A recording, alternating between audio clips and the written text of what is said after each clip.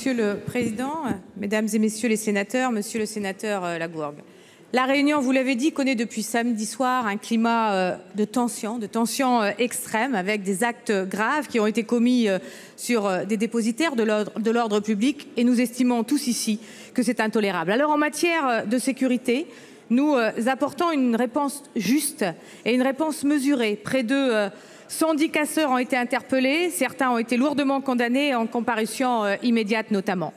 Je le redis ici, des actes intolérables ont été commis et ils devront être punis.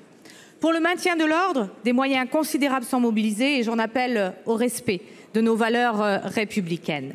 Les opérations de déblocage sont en cours, elles vont se poursuivre avec fermeté pour libérer les commerces et permettre la circulation.